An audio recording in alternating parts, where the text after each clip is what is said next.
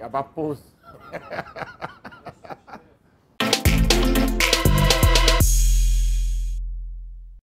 Bonjour, bienvenue à ce nouveau numéro des Chroniques de Truman. Actualité oblige, nous allons avoir aujourd'hui pour thème 60 ans d'indépendance, quel regard sur nos acquis démocratiques. Oui, après 60 ans, il nous incombe de jeter un regard sur ce que nous avons acquis en termes de démocratie dans notre pays. Chers followers, ce thème nous ramène à jeter un coup d'œil sur deux mots essentiels. Ces deux mots ne sont autres que indépendance et démocratie. Oui, ces deux facteurs sont en réalité la quintessence de notre thème de ce jour. Qu'est-ce qu'on appelle indépendance? L'indépendance, c'est la faculté, la capacité d'un peuple, d'un pays, d'un État ou d'une nation à disposer de lui-même et à s'auto-gouverner. Au-delà de s'auto-gouverner, il s'agit pour ce peuple d'exercer son autorité sur l'étendue de son territoire.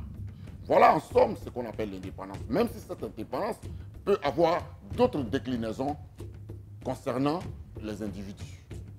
Mais dans notre cas précis aujourd'hui, nous sommes là à parler de l'indépendance de notre pays. Après l'indépendance, qu'est-ce qu'on appelle démocratie? La démocratie, dans une définition commune et populaire, n'est autre que le pouvoir du peuple, par le peuple et pour le peuple. Oui, un pays indépendant a la possibilité de se donner plusieurs modes de gouvernement. Mais le nôtre a choisi la démocratie comme mode de gouvernement. Et dans la démocratie, le peuple a la possibilité d'exercer son pouvoir, puisqu'en réalité, le pouvoir appartient au peuple. Le peuple a la possibilité d'exercer son pouvoir directement à travers le référendum. Par ailleurs, ce même peuple peut décider de déléguer ce pouvoir à des représentants. Le peuple peut décider de choisir un membre de sa communauté pour lui déléguer des pouvoirs par un mode électoral. Et c'est ce qui nous amène à avoir un président de la République. Et le président de la République a une fonction qui lui est déléguée par le peuple. Et donc ce président gouverne ce peuple avec l'accord de ce peuple à travers une élection par la mise en place des mécanismes et des lois qui régissent cette société donnée. C'est le cas de notre pays. Nous avons choisi de nous donner un président de la République pour garantir notre démocratie. Un autre moyen pour ce peuple est de déléguer son pouvoir à des représentants. Et ce sont ces représentants qui représentent ce peuple à travers une chambre, sinon à travers plusieurs chambres, telles que l'Assemblée nationale et le Sénat. Et l'Assemblée nationale et le Sénat votent des lois au nom de ce même peuple. C'est pour cette raison que dans un pays donné, l'Assemblée nationale vote des lois qui rencontrent l'assentiment du peuple qui lui a donné sa confiance afin que la gouvernance puisse marcher comme le peuple l'entend, comme le peuple le souhaite, comme le peuple le veut. La Côte d'Ivoire, notre pays, depuis 1960, est indépendante. Cette indépendance, acquise de haute lutte par nos pères fondateurs, a donné à ce pays sa capacité et sa faculté de disposer par lui-même et de lui-même à la gouvernance qu'elle voulait. Cependant, il est important pour nous de rappeler, après notre indépendance en 1960, notre pays va être dirigé, gouverné par un seul parti qui n'était autre qu'un parti État, qui était le PDCI. À cette époque, tout le monde était obligé de se procurer la carte des militants du PDCI. Tout le monde était d'office PDCI parce qu'il n'avait qu'un seul parti. Le pays va vivre sous l'ère du parti unique jusqu'à 1990. En 1990, quand le vent de l'Est va souffler avec la chute du mur de Berlin, une volonté populaire des différents peuples à travers le monde va s'exprimer pour demander un peu plus de démocratie, un peu plus de liberté. Et la Côte d'Ivoire n'échappera pas à ce vent de l'Est, n'échappera pas à l'avènement du multipartisme en 1990. Les populations sont descendues dans les rues pour réclamer beaucoup plus de démocratie, pour réclamer le multipartisme. C'est à partir de 1990 que la Côte d'Ivoire va connaître le pluralisme démocratique, avec la naissance de plusieurs partis politiques d'opposition, dont des leaders sont bien connus, en l'occurrence Laurent Gbagbo, Bamba Mori Ferré, le professeur Francis Vangavodier. Avec tous ces leaders, la Côte d'Ivoire va connaître l'avènement de plusieurs partis politiques. Et c'est l'avènement de ces partis politiques qui, en principe, donne à la démocratie son sens véritable. Parce que l'opposition constitue un contrepoids. L'opposition constitue, je veux dire, une barrière entre la gouvernance et le peuple afin d'éviter les travers, afin qu'on puisse éviter de glisser sur des terrains qui n'accèdent pas à la volonté populaire. Donc depuis 1990, la Côte d'Ivoire va connaître le multipartisme, qui est l'expression du pluralisme démocratique, qui est l'expression de l'enracinement de la démocratie dans notre pays. Parlant de démocratie, le point de repère que nous avons dans notre pays, le véritable point de repère est l'année 1990, où on aura plusieurs partis politiques. Ce qui, en principe, devait permettre à notre pays d'asseoir des bases véritablement démocratiques. Parce qu'une chose est de se réclamer un État démocratique, une autre chose est de mettre en place les rudiments, de mettre en place les artères, de mettre en place les artifices nécessaires pour l'effectivité d'une telle démocratie. Donc depuis 1990, la Côte d'Ivoire va connaître le multipartisme, arraché de hautes luttes par le peuple de Côte d'Ivoire. De 1990 à aujourd'hui, 30 ans plus tard, avec tout l'espoir démocratique que ces manifestations, que ces soulèvements populaires en 1990 ont donné aux frères, au peuple, 30 ans après, qu'en est-il de nos acquis démocratiques? Chers followers, voilà la question essentielle. Voilà le point pertinent qu'il faut observer, qu'il faut regarder, qu'il faut analyser, afin de comprendre si notre pays, 60 ans après son indépendance, est véritablement un pays démocratique. Chers followers, il est important, à ce moment précis, de noter que depuis 1990, plusieurs événements, sinon plusieurs situations, peuvent nous amener à nous inquiéter de l'exercice de démocratisation, de l'exercice de la démocratie dans notre pays. Pourquoi?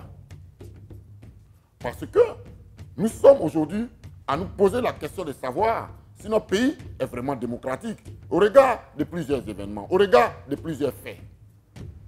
Cette démocratie qui devait nous permettre de profiter pleinement de nos libertés, qui devait permettre au peuple de profiter pleinement de sa liberté et d'exercer pleinement ses droits, est aujourd'hui en souffrance pour plusieurs raisons. L'une des raisons est que notre pays n'a pas encore atteint un niveau de liberté d'expression véritable. Et ce n'est pas d'aujourd'hui que ça date. Parce que plusieurs fois dans ce pays, on a vu des journalistes. Parce qu'il faut le préciser, la presse est un véritable pouvoir dans une démocratie parce qu'elle permet au peuple d'être mieux informé et d'être au diapason de la gestion qu'on fait de l'État. Oui, le peuple, en principe, devrait être le premier bénéficiaire de cette démocratie. Et dans cette démocratie, il y a plusieurs facteurs, il y a plusieurs choses que le peuple attend et dont le peuple devrait bénéficier. Chers followers, l'élément fondamental de cette démocratie pour le peuple s'exerce à travers ses libertés individuelles, ses libertés inviolables.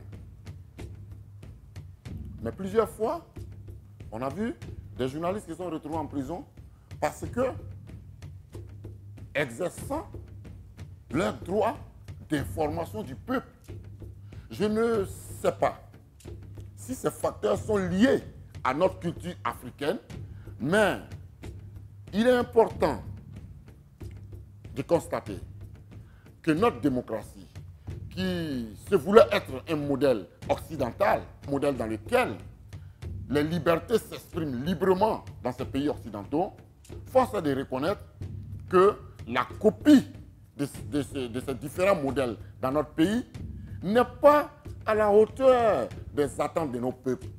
Chez nous, la capacité de s'exprimer librement n'a pas toujours été bien perçue comme dans les grandes démocraties. Des personnes se sont retrouvées en prison pour avoir exprimé, je veux dire, pour s'être exprimé librement. Mais justement parce que celui qui détient le pouvoir a estimé que c'était une offense. Mais dans la démocratie, les facteurs de droit d'aînesse ou d'ancienneté ne sont pas des éléments essentiels de la vivacité de cette démocratie. Il faut laisser les gens s'exprimer. Dans cette démocratie, il faut permettre aux organisations politiques, aux organisations civiles d'exprimer leur liberté à travers ce que leur confèrent les lois que nous nous sommes données nous-mêmes, librement.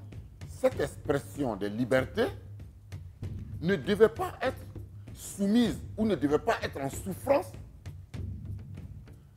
devant une quelconque raison de droit d'aînesse ou une quelconque raison d'ancienneté. Les organisations politiques, les organisations civiles devaient pouvoir s'exprimer librement. Oui, même si ces organisations s'expriment librement, force est de reconnaître qu'il y a beaucoup à faire. Des leaders se sont retrouvés en prison pour s'être exprimés ou pour avoir exprimé ce que leur confère leur liberté démocratique, par exemple par des marches. Et force est de constater que la balance n'est pas équilibrée pour tout le monde selon qu'on soit au pouvoir ou selon qu'on soit dans l'opposition. Le pouvoir, par exemple, peut permettre des manifestations à ses partisans et interdire ces mêmes manifestations aux partisans de l'opposition.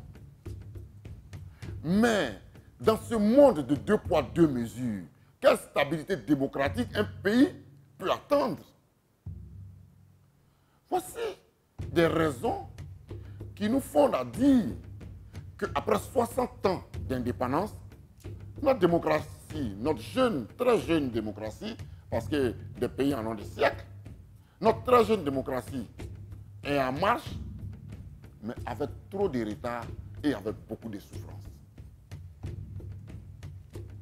Et dans les grandes démocraties, il est important de se doter d'institutions fortes que de se doter d'hommes forts. Malheureusement, chez nous, on s'est rendu compte que c'est les hommes qui sont forts et les institutions sont faibles. Et les forts peuvent piétiner les institutions selon leur bon vouloir et selon leurs desiderata. Alors que quand dans une démocratie, on a des institutions fortes, C'est les institutions qui dominent les hommes. C'est les institutions. Les hommes se plient aux exigences des institutions et ce ne sont pas les institutions qui doivent se plier aux exigences des hommes. C'est pour ces raisons que la Côte d'Ivoire doit continuer à œuvrer pour l'avènement d'un pays véritablement démocratique. Parce que dans un pays démocratique, tout le monde vit en paix et on évite les accrochages, on évite les malentendus, on évite les affrontements. Il faut que 60 ans après, parce que 60 ans c'est l'âge de la retraite, c'est l'âge de la sagesse, c'est l'âge où on donne de l'espoir aux jeunes générations. Notre pays a 60 ans. Si notre pays était un être humain, un individu, ce pays serait aujourd'hui dans sa phase de retraite et serait en train de coacher les plus jeunes. Voilà une image qui doit permettre à la Côte d'Ivoire de revisiter ses fondamentaux. Voici des raisons qui devaient pousser notre pays à se doter d'institutions fortes pour pouvoir dominer les hommes et non des hommes forts pour pouvoir dominer des institutions. Et cela ne peut advenir que par la volonté politique et par une vraie culture démocratique et par l'amour franc, sincère et véritable qu'on a pour son pays, qu'on a pour sa nation, qu'on a pour sa patrie. Parce que les hommes passent, les institutions restent. Nous passerons tous, nos pères fondateurs qui ont acquis de hautes luttes cette liberté, cette indépendance, cette démocratie sont passés. Et nos aînés sont venus. Nos aînés doivent pouvoir donner à ce pays, pour pouvoir rentrer dans l'histoire, il faut donner à ce pays des institutions fortes. Il faut donner à ce pays la capacité pour chaque Ivoirien d'exprimer sa liberté, tout en sachant que sa liberté s'arrête là où commence celle des autres. À ce stade de cette chronique, il est important qu'on jette un regard sans faux fuyant et sans embâche sur ce qu'est notre démocratie aujourd'hui. Oui, cette marche démocratique de 60 ans n'a pas toujours permis de remplir, sinon d'espérer, l'espoir que cela a suscité. Pour la simple raison qu'aujourd'hui, encore après 60 ans, il y a des députés qui se retrouvent en prison. Avec des arguments qu'on trouve bien sûr, mais tout le monde sait, même quand on donne des arguments, tout le monde sait que ces arguments sont fallacieux. Tout le monde sait que ces arguments ne tiennent pas debout.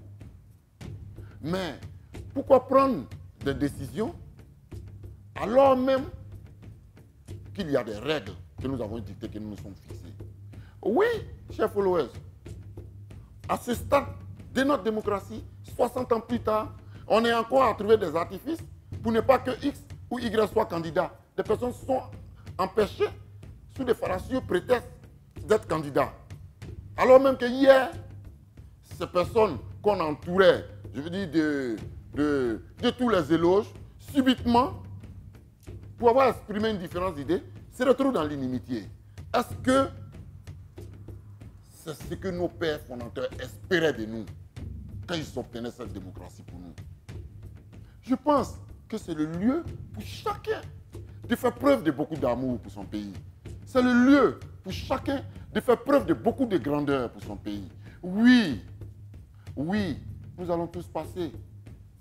Et il ne faut pas léguer, je veux dire, nos balbutiements, nos hésitations aux générations à venir. C'est à nous de construire une nation forte. C'est à nous de construire une démocratie forte. Et dans les démocraties fortes, on donne la liberté à chacun de s'exprimer, d'exprimer son droit fondamental, absolu.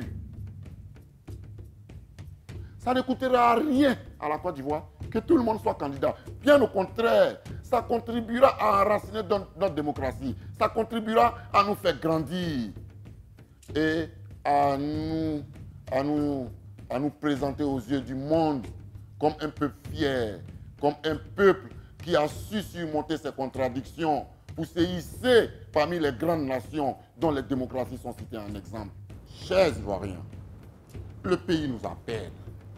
Et si le pays nous appelle, comme le commande notre hymne national, chacun devra venir chargé de sa pierre d'édification et de son amour, afin qu'ensemble, nous puissions construire le pays de la vraie fraternité.